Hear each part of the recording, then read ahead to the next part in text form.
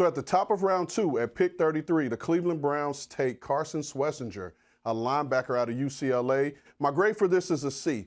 I like Carson Schwesinger as a player. I think he's athletic. I think he's a sideline-to-sideline guy that can be disruptive. However, you have JOK in that same role. So I don't know where he fits immediately for you in that defense, and you still have holes on your offensive side of the ball that could have been addressed here at 33.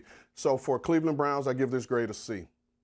At pick 34, the Houston Texans take wide receiver Jayden Higgins out of Iowa State, and I give this grade a B. I give it a B, and you have a similar player already on your roster in Nic Collins, who is a bigger receiver that can get the ball in those 50-50 contested areas, but you also have to factor in that Tank Dell has such a gruesome injury to end the season. So this gives them their wide receiver 3 in the interim right now, and they address the need and get another weapon for quarterback C.J. Stroud. So I give the Houston Texans a B on the drafting of Jayden Higgins.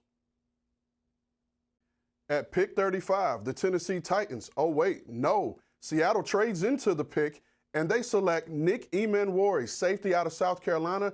I give this an A. Emmanwori, a big 6'3", 220-pound safety, was projected to be a first-round pick. Seattle gets him here at 35, and it's an absolute great fit for Mike Macdonald's defensive system, where he will start next to Julian Love and give Mike Macdonald his Kyle Hamilton-type safety in his defense, a guy that can move around, that can play down low, that can play in the post, and a guy that has athletic measurables that can make plays for him. So I give the Seattle Seahawks an A on making this trade and drafting Nic Emmanwori. At pick 36, a pick that was acquired last night in the Travis Hunter trade, the Cleveland Browns select running back Quinshon Judkins from The Ohio State University. I give this grade a B. Quinshon will be the quintessential partner for Jerome Ford. Jerome Ford is more of a slasher and explosive runner, whereas Quinshon Judkins is a volume runner that runs with power, vision, and strength. He is the guy that has what I call close-the-door ability that will extend the chains and give the Cleveland Browns a bruising runner and, dare I say, be a Nick Chubb replacement. So at this pick, 36, I give the Cleveland Browns a B+. The Miami Dolphins move up to pick 37 in a trade with the Las Vegas Raiders to select guard Jonah Savaiinaea from Arizona. Savaiinaea was an offensive tackle at Arizona, but he will now transition to guard in Mike McDaniel's wide zone scheme. So here, I give this grade a C. And I give it a C because I feel they have more pressing needs on the defensive side of the ball here at 37, but they select to go with offense, and I understand it. He fits well. He's a big, dense man that will help them get moving in the run game, but most importantly, he will help set a firm pocket and protect quarterback Tua Tagovailoa and keep him healthy. So with the Dolphins pick here at pick 37, I give them a C. So at pick 38, the New England Patriots stand pat after considering trading and take running back TreVeyon Henderson out of The Ohio State University. Connects one Buckeye in Henderson to an old Buckeye in Mike Vrabel. I love this pick. I give it a B+. You will pair this guy with Ramondre Stevenson and give Josh McDaniels his Kevin Falk type of player that is going to be a viable weapon for them on third down. You can run him because he's a slashing runner that is explosive, but he also gives you a weapon in the passing game, not only as a pass catcher, but he's one of the better pass protectors in this draft class. Love the pick for them, and giving Drake May yet another weapon in Josh McDaniels' new system. Give the New England Patriots a B+. At pick 39, the Chicago Bears select wide receiver Luther Burden III out of Missouri. I give this grade a B+. Caleb Williams gets yet another offensive weapon for him in Ben Johnson's new offensive system. And Luther Burden is a great fit. He is a do-it-all type player that can align in multiple places. He has explosive quickness and vertical speed. He gets in and out of breaks is about as good as anyone in this draft class. And he's a guy, like I said, you can move him around, and you can see him play a similar type role as Amon-Ra St. Brown in this offense. So excited to see what Caleb Williams can do with yet another offensive weapon. I give the Chicago Bears a B+. At pick 40, which is probably seen as one of the more intriguing picks in this second round today, the New Orleans Saints select quarterback Tyler Shough out of Louisville. I give this grade a B, and here's why. Tyler Shough is a talented player, a big man that can spin the ball, and he's a really good processor, and he does a really good job with his eyes and can be able to manipulate coverages and move guys around. But he's only had 1 year of production and has battled some durability concerns. So can he finally bring his total package together and pull it together? I'm sure Kellen Moore hopes so. So I give this grade a B for the New Orleans Saints. With yet another trade here in the second round, at pick 41, the Buffalo Bills trade up to the Chicago Bears spot, and they take defensive tackle T.J. Sanders out of South Carolina. T.J. Sanders feels a need for them at their defensive tackle position because you have Ed Oliver, you have an agent Daquan Jones, and although you signed Larry Ogunjobi this offseason, Ogunjobi will be suspended for the first 6 games. So now you add the disruptive guy in T.J. Sanders, who is instinctive, and he has plenty of speed and quickness to attack those gaps, which is paramount in a Sean McDermott defense. Now, he does have to learn how to put it together in a down-to-down basis, but I think playing for Sean McDermott, they will get it out of him. So I give this pick a B+. At pick 42, the New York Jets select tight end Mason Taylor out of LSU. I give this pick an A. I absolutely love this pick for them. They were mocked tight end at pick 7 in most people's mock drafts. They get a tackle last night, and now you get your tight end here at 42, and you get a guy who is equally as talented as the guys that were mentioned in the earlier rounds. You talk about a reliable player who is a smooth and fluid athlete that just has a knack for getting open. When watching LSU tape, you felt like you knew where they were going on third down because you knew he would be there and he would always get open. And this is a great safety valve for Justin Fields to have in this new Jets offense. I give this pick an A. With the 43rd pick, the San Francisco 49ers select defensive tackle Alfred Collins out of the University of Texas. I give this grade a B+. This just screams a Robert Saleh and Chris Kasarik type of player. We're talking about a man that is 6'5", 332 pounds with 34-inch arms, that is powerful, uses his size and his length well, and plays off blocks well. A nimble, big athlete that I believe can play all across the line for them. This is a really good pick for their defense and what they like to do, so I give this grade a B+. At pick 44, the Dallas Cowboys select defensive end Donovan Ezeiruaku out of Boston College. This is a really good value pick for them, and that's why I'm giving them a B+. Slightly undersized at 6'2", 248 pounds, but we're talking about an athletic guy who has explosive movement, dip and bend off the edge, which is why he finished second in FBS last season with 16.5 sacks. This is a really good pick in Matt Eberflus's defense that's going to allow him to get off and attack, and I like this pick because now you can pair him on one side and have a bookend in Micah Parsons. I love what the Cowboys did here, B+. With pick 45, the Indianapolis Colts select edge defender JT Tuimoloau from The Ohio State University. I give this pick a B+. He is one of the more instinctive guys who has just a natural feel and a smooth and coordinated way of moving. And you talk about a guy from his freshman season all the way to his last season here for the reigning national champs. He always made a play when the team needed. I give the Indianapolis Colts on this selection a B+. At pick 46, the Los Angeles Rams select tight end Terrance Ferguson from Oregon. I give this grade a C.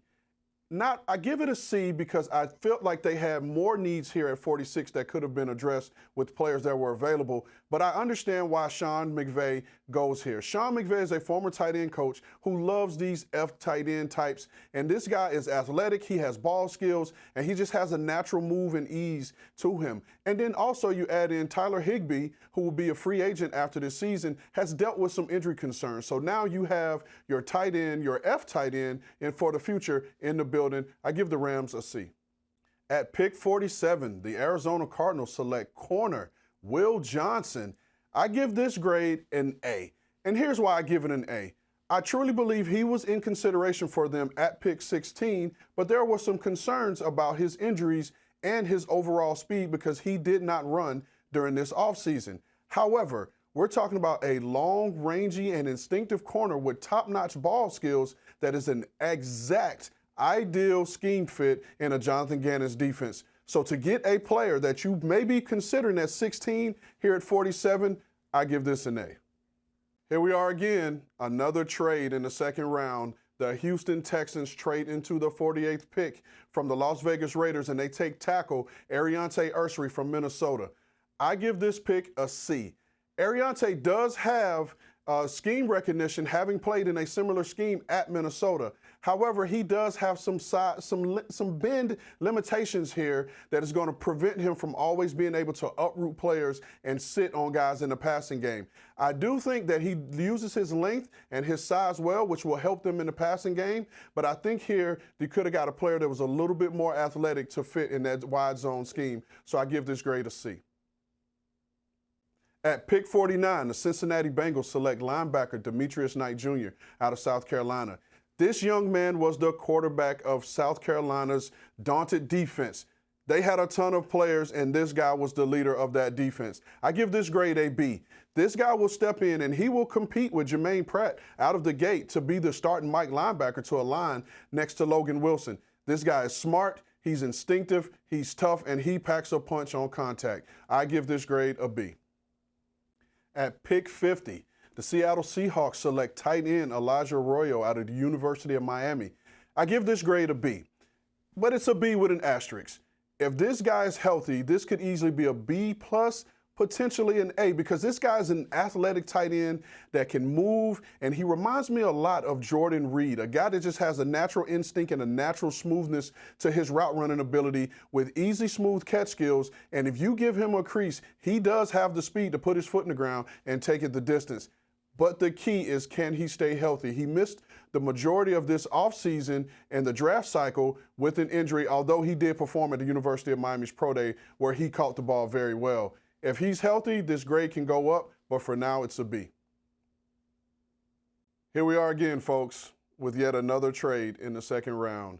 The Carolina Panthers trade with the Denver Broncos to get pick 51 and select edge defender Nic Scourton from Texas A&M. I give this grade a B+. This position is a need for the Panthers. You have DJ Wonnum and Jadeveon Clowney on expiring contracts and will be free agents following the season. And now Ezeiruaku, the defensive coordinator, gets a young three-down edge defender who is as physical as they come in resetting the line of scrimmage and creating knockback while also having an arsenal of moves in the passing game. And he's one of the few young edge guys who has the ability to set up moves, has counter moves, and then can have an additional move. So I give this grade a B+.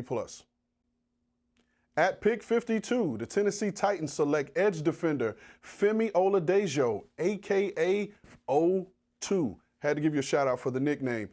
This young man is a converted off-ball linebacker who went into a crowded room at UCLA and asked to be moved to the edge. He is a relentless guy that plays with his hair on fire, and he's in constant motion.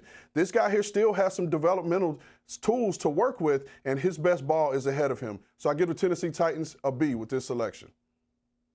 At pick 53, the Tampa Bay Bucks select corner Benjamin Morrison out of Notre Dame. Benjamin missed 10 games this year with a hip injury that required surgery.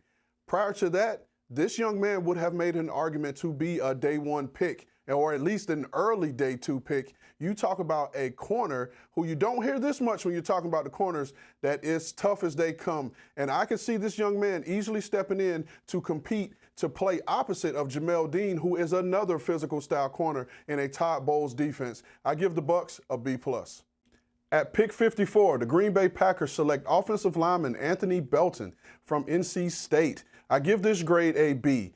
You talk about a big man that has size, and he is athletic for his size, and was a left tackle these last couple years, and future may be at guard. The Packers continue to add guys up front to better protect their investment in Jordan Love, so I give this grade a B. With the 55th pick, the Los Angeles Chargers select wide receiver Trey Harris out of Ole Miss. I give this grade a B. We get yet another reliable pass catcher here for the Los Angeles Chargers offense. This guy is big, he is smooth, he ran a 4.54 40, which some may not say is fast, but he does have play speed. But the biggest thing that this guy does is catch balls. Oh, and by the way, he is a crafty route runner that has a unique skill of being able to set up routes and get in and out of breaks quickly. I give the Los Angeles Chargers a B. All right, with the 56th pick, the Chicago Bears select Ozzie Trapillo out of Boston College, offensive tackle. Played right tackle the last 2 seasons for BC, played left tackle back in 2022. His future in Chicago certainly feels like he'll be at the tackle position because of all the interior defensive linemen they signed during the offseason. He's incredibly good against pass protection. He excels in the run game, in the pin and pull. He can get out into space, find those second-level targets, and lock onto those targets. The good thing about coming to Chicago, he doesn't have to play right away because there's not a huge need at right tackle with former first-round pick Darnell Wright. Braxton Jones, the left tackle, did battle injuries late last season, so perhaps there's an opportunity for Trapillo there. But as it stands, it looks like he's going to be depth going into his rookie season, and then after that, have an opportunity to win a starting job for the Chicago Bears in 2026 and beyond. Absolutely love this pick for the Detroit Lions. Their second-round pick, pick 57. Tate Ratledge, right guard out of Georgia. He's played the guard position for the last 3 seasons for the Bulldogs, and that's where he's going to pencil in for the Detroit Lions at the next level. Doesn't have to start right away, but he plays with an edge. Reminds me a lot of Landon Dickerson coming out of school, who now plays for the Philadelphia Eagles.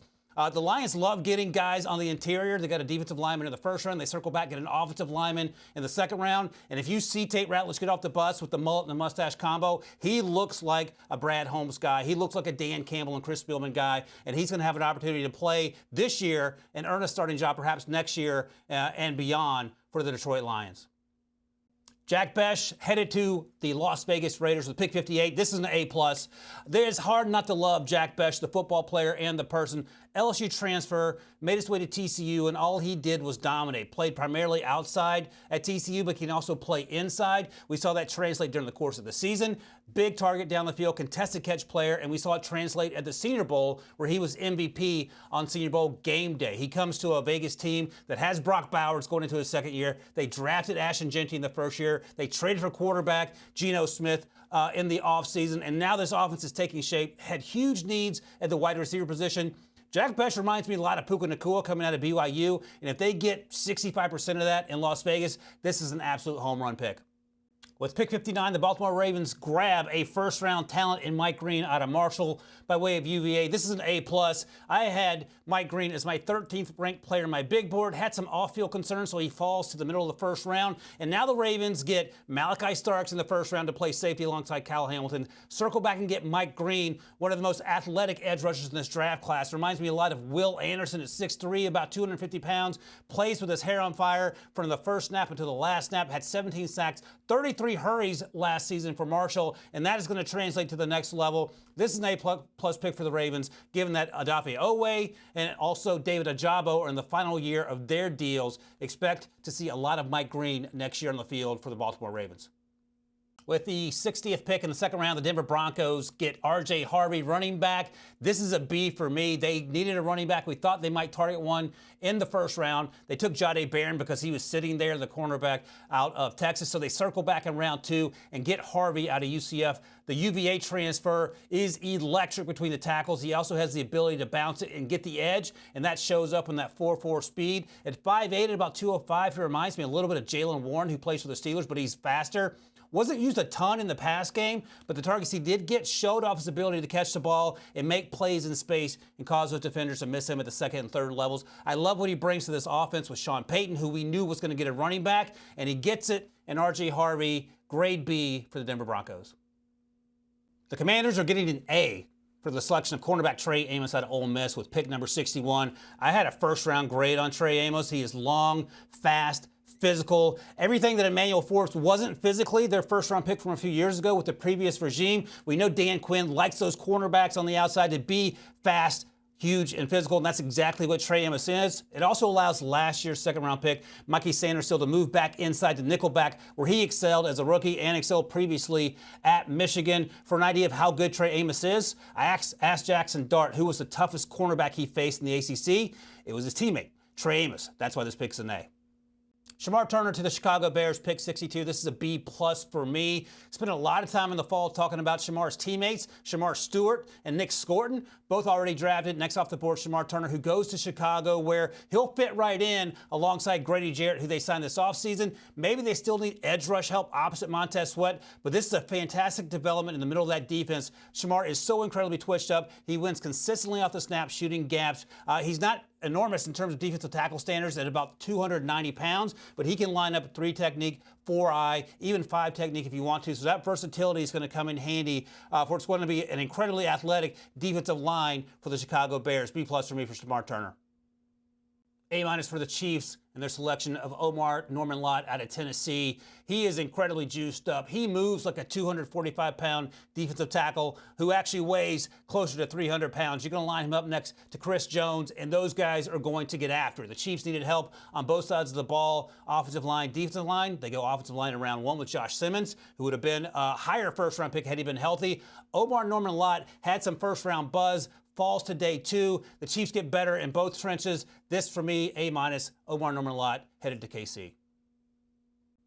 Eagles keep getting better somehow on defense. A for them with the pick of Andrew Makuba, the safety out of Texas by way of Clemson. 5'11", 186. He plays more like he's 6'1", 230. He will come downhill and punch you in the mouth. Elite communicator, elite processor on the back end of that defense. Had 6 interceptions last year, and that translates to the next level because he's going to a Vic Fangio defense where they just drafted Jahad Campbell in round 1, the linebacker at Alabama, and now he'll come into that secondary and replace the loss of Chauncey Gardner-Johnson.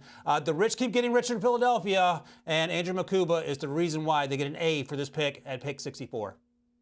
This is an A for the New York Giants here with the very first pick of round 3. Darius Alexander out of Toledo, almost 6'4", just over 300 pounds, ran at 4.95, has 34-inch arms, all the things you want in your defensive tackle. He can play from 2T all the way out to 4T, even 5 technique. He's versatile in that sense, but now you have him in New York alongside other rookie Abdul Carter, 3rd overall pick, sexy Dexy Lawrence on the interior. This defense has suddenly been revitalized. Darius Alexander's going to have a lot to do with that. A little older, he'll be 25 by the time the season starts, but he had a fantastic season for Toledo. Shooting gaps, has ball skills. By that I mean he can hurdle defenders after making interceptions. There's a great replay of that from last season. And also, by the way, went to the Senior Bowl and absolutely dominated. This is an A for me because I thought he had a chance to sneak into the back of the first round, maybe go early second round. Here he is, first pick of the 3rd round. Great selection for the New York Giants. The Chiefs love these type of players. Ashton Gelati, B+ grade for them with pick 66 here. 6'4", 264, ran in the 4.6s, and he feels a lot physically like what we saw in George Karlaftis coming out a few years ago as a first-round pick. Felix Anudike-Uzomah, their former first-round pick that plays off the edge. Nothing that super flashy about the way Gelati plays, but he is so incredibly consistent. Somehow didn't get an All-Star game invite, went to the Combine and balled out. His tape matches what we saw with his physical measurables at the Combine, and this feels like a steal. There's a lot of buzz about Gelati late in the draft process, and he went from being a potential day 3 guy to finding his way to the top of the 3rd round. Great selections for the Chiefs as they get better along the defensive line. Ashton Gelati, B+.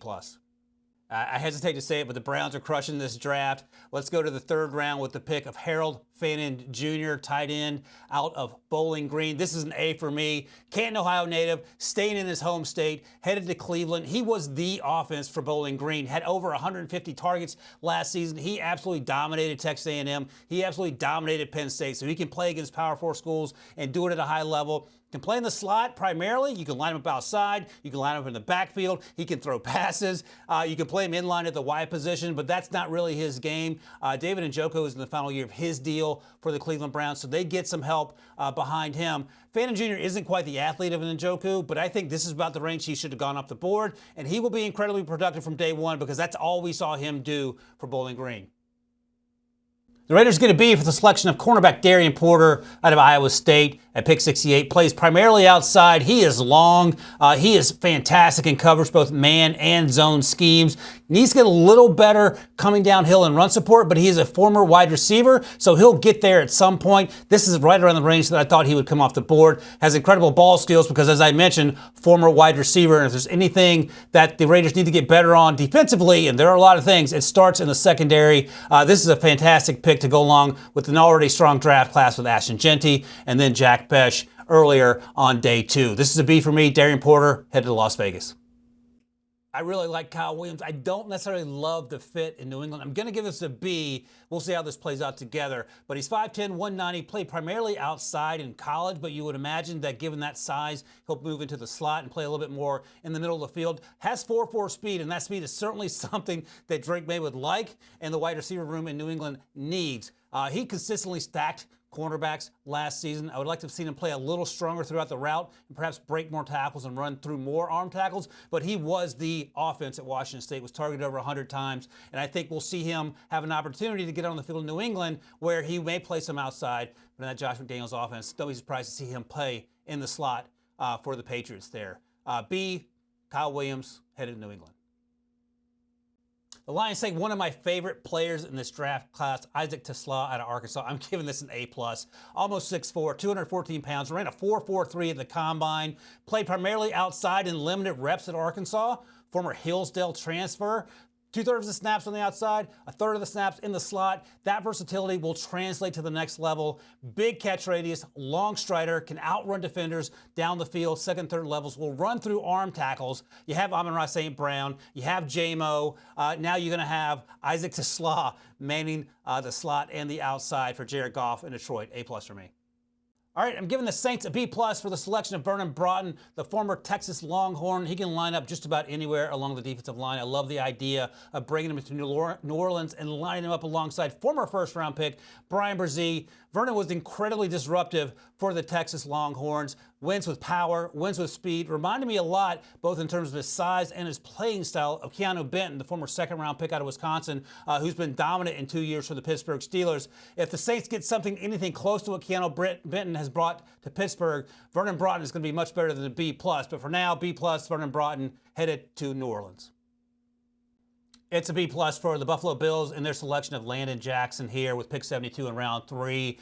He is going to win with power and heavy hands consistently around the edge. He can play 4-eye, 5-tech, even 7 technique. He's 264 pounds, ran sub 4.7, had a vertical of 40.5, which is bonkers when you consider his size. Can play a little stiff at times, but I love him in that scheme in Buffalo. You have Greg Rousseau, you have Bosa, you have Hoyt, you have A.J. Epinesa, and now you're adding a similar body type and Landon Jackson. B+ for me, Landon headed to Buffalo. Jets going to B+ for getting Ezeiruaku Thomas here with pick 73 in the 3rd round. Here's the deal. He ran a 4.58, and that's why he's still available here. There was some late first-round buzz, certainly early second-round buzz for Thomas before the pre-draft process. Incredibly physical cornerback, plays on the outside, can excel in both man and zone schemes. I love the idea of him going to New York, playing with Aaron Glenn, the new head coach who came over from Detroit, and of course, the new defensive coordinator, Steve Wilks, one of the best defensive coordinators in the NFL. Don't worry about that 4.58 speed. He plays much faster than that, and the physicality, his ability to come downhill and tackle, all those things will shine in New York. B+ for Ezeiruaku Thomas. Pat Bryant was incredibly productive at Illinois. I gave this a C just because I'm a little concerned about the fit in Denver. He's 6'2", 215, ran a 4.61, and that lack of long speed concerns me a little bit. He's incredibly effective against zone schemes. He can settle in zones. He knows where to find those holes, and certainly Sean Payton can find the way to get the most out of him, but he's not a burner. They drafted Devon Vele last year in a similar role. They do have Cortland Sutton and Evan Ingram, the tight end they signed in the offseason, and I appreciate all that. I think there's a way to get Bo Nix a weapon, short and intermediate routes, and maybe that's what Pat Bryant brings. But there were other faster receivers still on the board that left me wondering what exactly the plan will be long-term for Pat Bryant in Denver. Grade C, productive player in college, just not sure about the fit with the Broncos. That's a B+ from Nick Martin, linebacker out of Oklahoma State. Here's the thing, 5'11", about 220 is what he weighed in at the combine, ran in the 4.5s. If he were 6'3", 230, very good chance he would have been a first-round pick. Instead, he falls to day 2, and that's okay. The 49ers lost Dre Greenlaw. Now they have someone to line up next to Fred Warner, and he is a special player, both coming downhill. He can play in coverage. He can flip his hips, play in the middle of the field, as off-ball linebackers are asked to do. And again, if he had weighed 10, 15 pounds more and were a couple inches taller, we'd be talking about him as going someone much higher than this. And remember, Fred Warner was a 3rd-round pick. Fred Warner is one of the best players in football and has been that way for much of his career. This feels like a steal, and it also shows 3rd pick so far in the draft for the 49ers, all on the defensive side of the ball. They are bolstering that unit with Robert Saleh back as defensive coordinator. This is an A+ for the Dallas Cowboys with Suvon Revel Jr., East Carolina, making his way to the Dallas Cowboys. Suffered an ACL injury last September and missed the rest of the season. He'll probably be ready to go in the summer, certainly once training camp rolls around. Long, physical cornerback, can flip his hips, can play both man and zone schemes. He can play at the line of scrimmage. He's actually trying to be pretty helpful in run support, so he can do all the things that you want the NFL cornerbacks to do against bigger, stronger, faster outside receivers in the NFL. That's going to translate, especially in a secondary in Dallas that could use his help. They have Deron Bland. Trevon Diggs is coming off the injury. You add Suvon Revel, who looks a lot like that cornerback room in terms of the length he provides. A+ for the Cowboys. Panthers get a B+ for the selection of Princely Emmanwori at pick 77. The previous round, they got Nic Scourton, the edge rusher out of Texas A&M. So they are bolstering the edge rush room after losing out on Brian Burns. And this is certainly what they need to do to get better because there wasn't a lot of juice coming off the edge last season. Princely, Ole Miss, by way of Florida, might be one of the best pure pass rushers in this draft class in terms of turning the corner. Just didn't play with the consistency you wanted to see. You saw flashes of it at Florida. You saw flashes of it last year at Ole Miss, and that's probably why he's still on the board here. But I love him as a situational pass rusher early in his career, and then you develop him into a more well-rounded pass rusher as his season progresses. B+, Carolina Panthers. Jordan Burch to the Arizona Cardinals at pick 78. That's a B+ for me. 6'4", 279. Reminds me a lot of Drake Jackson coming out of USC a few years ago, the second-round pick that headed to San Francisco. And he fits exactly what the Cardinals want to do. Last year, they took Darius Robinson in the first round. He pushes 285. They have Calais Campbell as another defensive end, and that's exactly what we're going to see Jordan Burch do at the next level. He can push the pocket. He uses his hands extremely well. I wouldn't call him twitchy, but he plays the run game extremely well. He gets his hands up in passing lanes as a pass rusher, and he's going to do exactly what they want to do in that defense for Jonathan Gannon. B+, Jordan Burch headed to Arizona. Texas getting a B+ for Jaylen Noel out of Iowa State. Primarily a slot receiver with kick return, punt return ability. You think of Tank Dell, not quite as physical as Tank Dell, but he's a similar size, has the ability to separate down the field on those intermediate and even deep routes. And we certainly understand how C.J. Stroud likes to target those smaller receivers in the middle of the field, primarily target Nico Collins outside. This feels like a good fit, given that Tank Dell struggled to stay healthy. They also signed Braxton Berrios, but Jaylen Noel's going to get early run in that offense, and don't be surprised for his chemistry to develop very quickly with C.J. Stroud in Houston. B+ for me.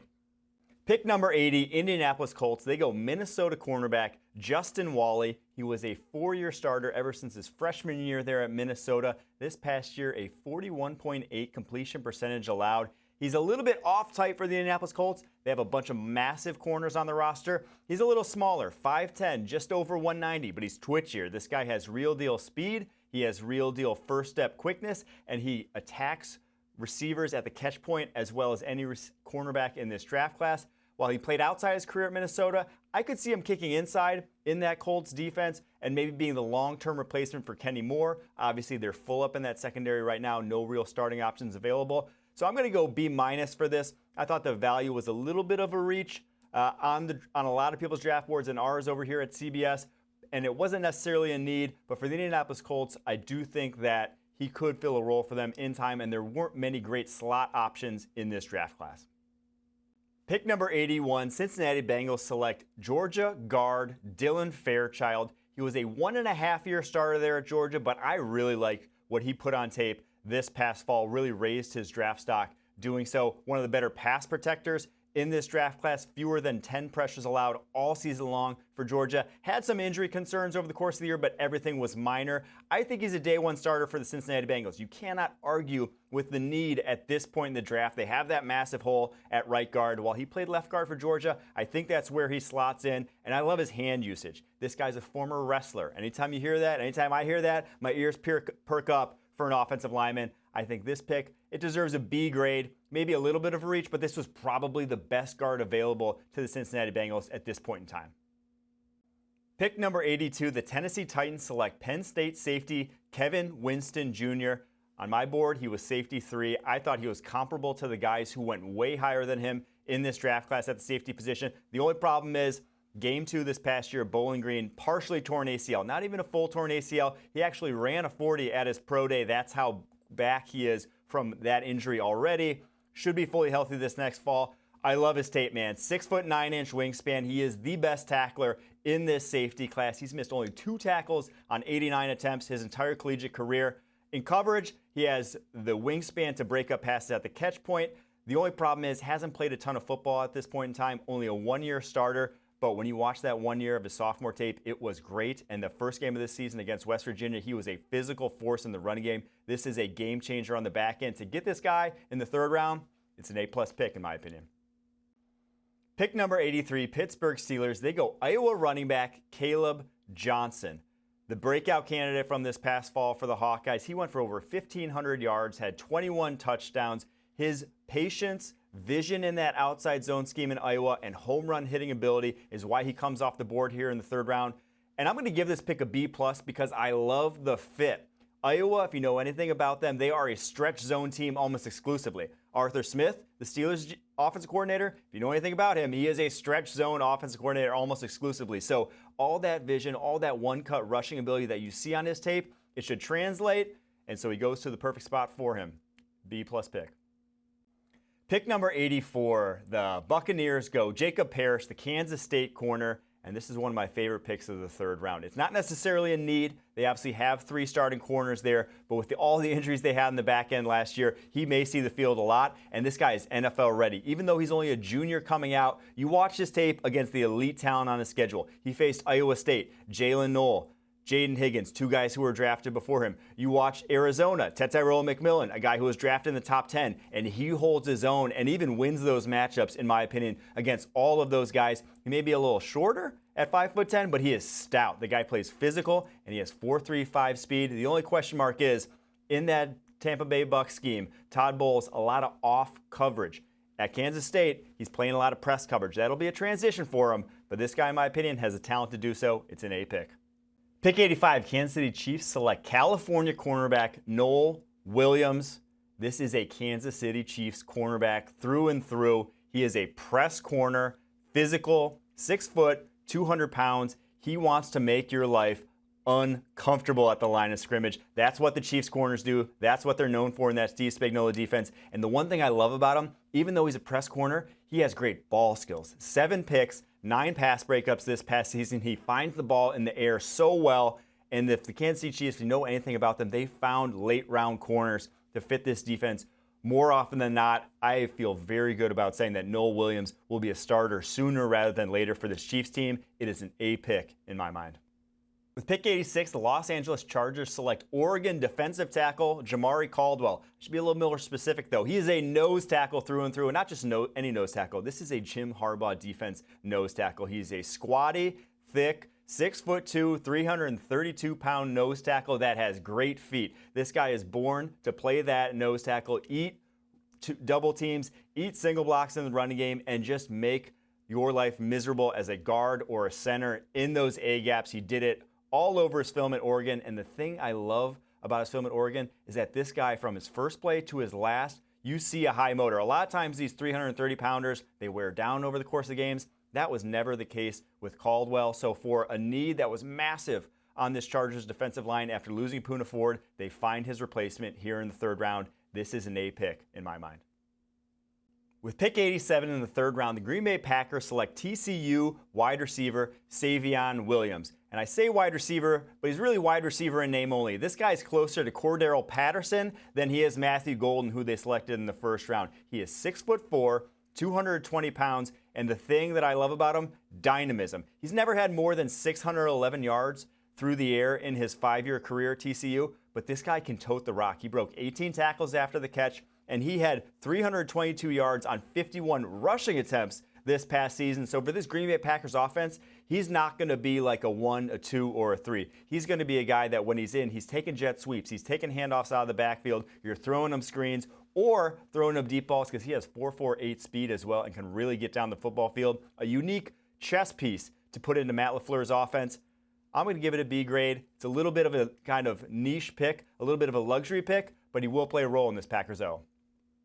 With pick 88 in the 3rd round, the Jacksonville Jaguars select Tulane defensive back Caleb Ransaw. This is an interesting prospect. He is one of the best athletes in the entire draft class. It is very much a boom or bust draft pick. I thought he was a little miscast at Tulane as more of a slot corner, but he played all over that defense, and he transferred from Troy where he also played all over that defense. So a guy who has some versatility to his game, but he ran a 4.33 40, had a 40-inch vertical, a 10.9 broad jump, and you watch this guy do drills at the combine, and he's just so smooth, so fluid. The tape isn't elite just yet. It's not necessarily, if it was, he would have been drafted a lot higher with those traits. But when you get him at this point in the draft at pick 88, he has a really high ceiling, maybe a low floor too, but you don't necessarily need him to start right away with all you have in that secondary. So for that reason, I'm going to go B+ for this pick. With pick 89, the Jacksonville Jaguars select West Virginia offensive lineman Wyatt Milam. I say offensive lineman because the last 3 years he played left tackle. His freshman year he played right tackle. But in the NFL, he profiles more to an interior offensive lineman. And for the Jacksonville Jaguars, with where their needs lie, he very well could end up as their starting center next season.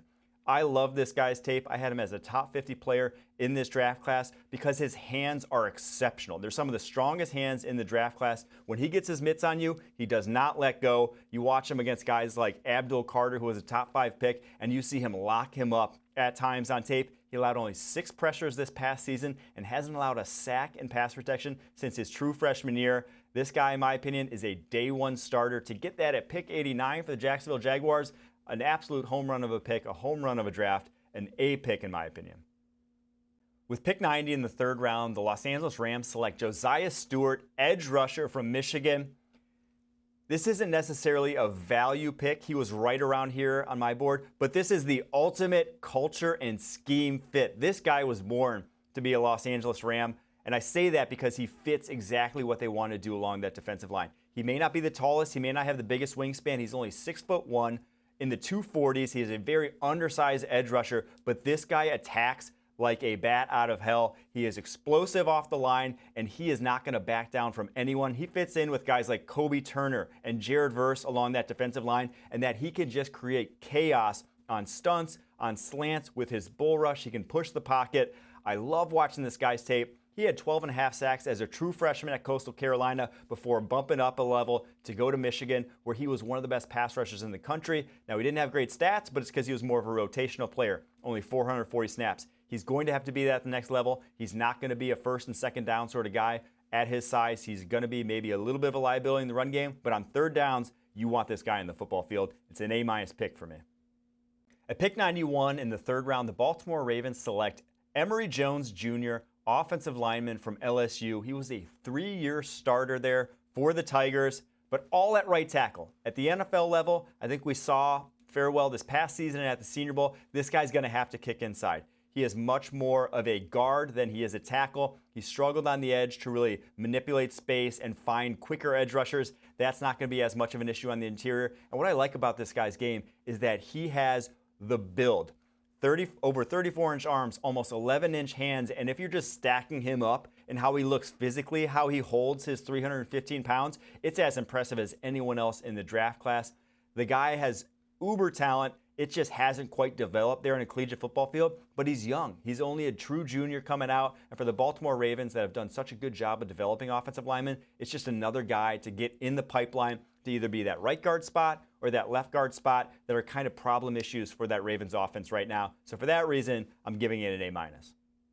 With the 92nd pick in the 3rd round, the Seattle Seahawks select Alabama quarterback Jalen Milroe, one of the hot button quarterbacks in this draft class. He is as physically gifted as it gets at the position. He's got a cannon for an arm. He's got real deal wheels. The guy had 20 touchdowns on the ground this past season. When he hits the NFL, he should be a tier 1 sort of rushing threat at the quarterback position. A little bit of an odd fit in Seattle, given that your starter is Sam Darnold, because to maximize Jalen Milroe, you really have to tap into those legs, which will be a completely different playbook than what you're going to run with Sam Darnold. But I like it for Clint Kubiak's offense because the deep ball, that's where he succeeds. Back in 2023, when he had his best season, his average depth of target was an absurd 13.4 yards down the football field. That's where he succeeds. Now, when they kind of put the training wheels on him and put him back into an NFL-ish offense with Kalen DeBoer this past season, he struggled. His stats went down. His effectiveness went down. He is a big-time developmental guy in terms of a full NFL playbook as a passer. Struggles with his pocket presence, but for the Seattle Seahawks at this point in time, when you aren't necessarily sold on Sam Darnold and his fit, you might as well take that chance because this guy's upside, well, it's sky high. So I give it a B grade. With the 93rd pick in the 3rd round, the New Orleans Saints select Virginia safety Jonas Sanker. He's one of the best athletes in this safety class. He's got great size, 6'8" wingspan, over 200 pounds, and he's just a fluid mover. He went sub 4.5 in the 40, and it shows on tape. His ability to make up ground, his ability to flip his hips and run, it's fantastic.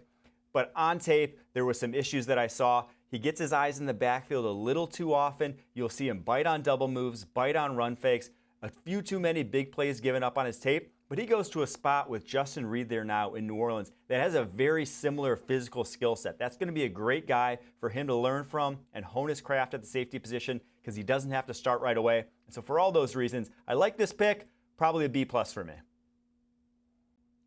With the 94th pick in the 3rd round, the Cleveland Browns select Oregon quarterback Dillon Gabriel.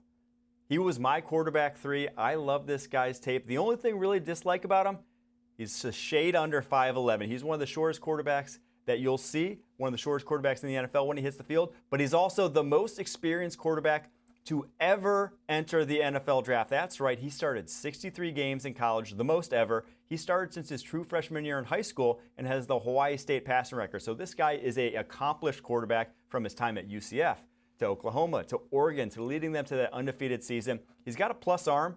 You know, he may be short, he may be small, but he does not have a small arm. He has an arm that can push the ball down the football field. He's a great deep ball thrower, and he doesn't make too many mistakes with the football. He will be limited by that size, but I think he went to a perfect spot with Kevin Stefanski where it's going to be a lot of play action, a lot of deep dropbacks, giving him that ability to see over the line of scrimmage. I think there's a good chance he starts year 1 for this Browns team, given what they have at quarterback. For that reason, it's an A grade for me. With pick 95 in the 3rd round, the New England Patriots go Georgia center Jared Wilson. This is a unique pick. He's only a 1-year starter. You don't see a lot of 1-year starters play their way into top 100 picks as interior offensive lineman, but that's how good his tape is, and that's how good his tools is. That's the kind of pick this is. He is more of a developmental project than he is a day 1 starter, but with Garrett Bradbury on the roster, they don't necessarily need to throw him to the wolves right away, but I love this guy's potential. He ran a 4.8 4.40 at the combine. Yeah, you heard me right. He's quick off the ball, and he's got 11-inch hands. When you watch him on tape, he moves so well out in space and locates guys, and when he latches on with those mitts, he doesn't usually let go. For my money, he's the best true center in this draft class that actually played center a year ago. Now, he needs seasoning. He needs some reps on the bench, needs some reps against good competition, but he'll get that in New England. And so for that, I'm going to give it an A. With pick 96 in the 3rd round, the Atlanta Falcons select Notre Dame safety Xavier Watts. 6 foot, 200 pounds, and the best ball hawk in this entire safety class. He had 13 picks in his 2 seasons as a starter. What makes it even crazier is that he didn't even play defensive back in high school. He didn't even come to Notre Dame as a defensive back. He was a wide receiver. So when he gets his opportunities, he still looks like a wide receiver, but the way he sees the game is nothing short of elite. He may not have great physical tools, but now he goes to a spot in Atlanta where he gets to learn from the best safety in the NFL in Jesse Bates, at least the best ball hawking safety in the NFL. If you're a quarterback heading to Atlanta, I'm not sure you want to take too many chances over the middle of the football field with these 2 guys roaming over the middle. I'm going to give this pick an A. I love the fit. I love the player. Great A grade. With pick 97 in the 3rd round, the Houston Texans select USC cornerback Jalen Smith. He was a slot cornerback over his time at USC, and given his small-ish frame with just over 30-inch arms, I bet he plays slot in the NFL. I worry about that, though, because slot nowadays is a much more physical position than it used to be. It's like a glorified linebacker. Just watch Jalen Petrie, the guy who fills the slot for the Houston Texans, watch him play, and you'll see what I'm talking about. So Smith, I worry about him a little bit in the running game. I worry about his lack of ball production, only 4 pass breakups in 3 years as a starter, but there's no doubt that he has man-match ability, which is what the Houston Texans are coveting here. So while he probably won't start for them, he has potential to be a guy in dime packages that can match up on slot receivers. So maybe not a biggest need, maybe not the biggest sort of value pick. So for all those reasons, giving it a C+.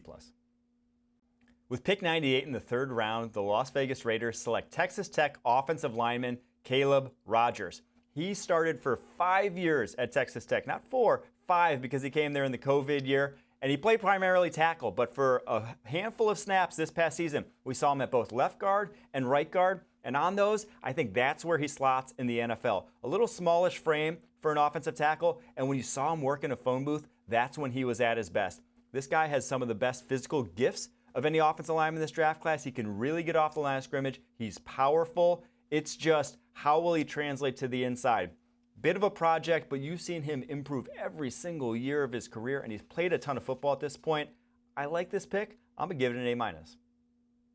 With pick 99 in the 3rd round, the Las Vegas Raiders select William & Mary offensive tackle Charles Grant. This guy's one of my favorite picks in the entire draft. one of my favorite project tackles in the entire draft because you see all the traits it takes to become a high-end offensive tackle at the next level, and you see the wrestling background. He only started playing football as a junior in high school when someone from the wrestling team said he should start playing football because he was a massive, massive dude, but he came to William & Mary at only 240 pounds. He's put on a ton of weight since then. He's 6'5", 311, has almost 35-inch arms, and you see that wrestling background in the way he uses his hands, the way he can manipulate defenders out of holes. It's just hasn't played a high-end level of competition yet. If he would have gone to the Senior Bowl and been healthy, I think he goes a lot higher than this. I think a lot more people know about this guy, but when I watch his tape, I see the tools it takes to be an elite guy. It just needs more seasoning. So for that reason, this is an A-plus pick for the Raiders, who have that big need on the right side.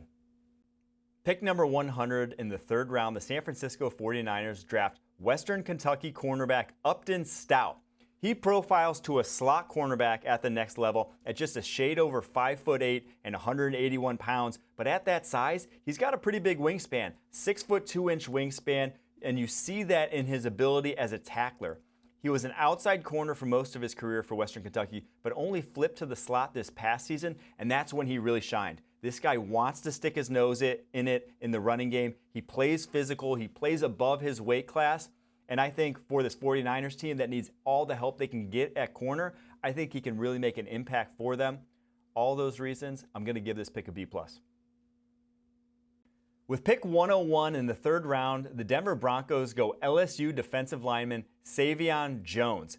This guy may not be the most physically gifted defensive lineman in this draft class, but he is one of the most physical defensive linemen in this draft class. And I love this pick because of the fit. He maybe not necessarily a value in terms of the board where he's getting picked here at 101, but where he's going for the Denver Broncos, I love what he can do for that defensive line because at that size, he can kind of bridge the gap between outside and inside. Played a lot more outside at LSU, but he has a body type that's reminiscent of like a Jonathan Franklin Myers or a Zach Allen that they have there. These guys that can create chaos on the interior with the stunts, slants that they do so much of in that Vance Joseph coach defense. So to get a guy like that at this point in the draft, I think he's going to make an impact. I think he's going to be a third down guy for them.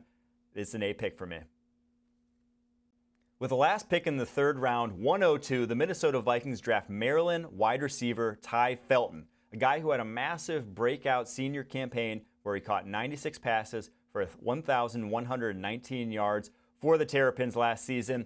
He is a vertical threat. 4.3, 740. That's what this guy does. That's what he's bringing to the table for this Minnesota Vikings team. But I do have concerns about how he'll translate to the next level. He is very skinny at 6'1", 183 pounds. You see physical corners or any sort of contact really knock him off his routes. And at that size, he doesn't have a really big catch radius. His wingspan is about as long as he is tall. That's a rarity at the wide receiver position, so you don't see him making too many plays outside of his frame. He really is just going to be a one-trick pony as a vertical threat, and in my opinion, there are a lot better vertical threats in this draft class on the board.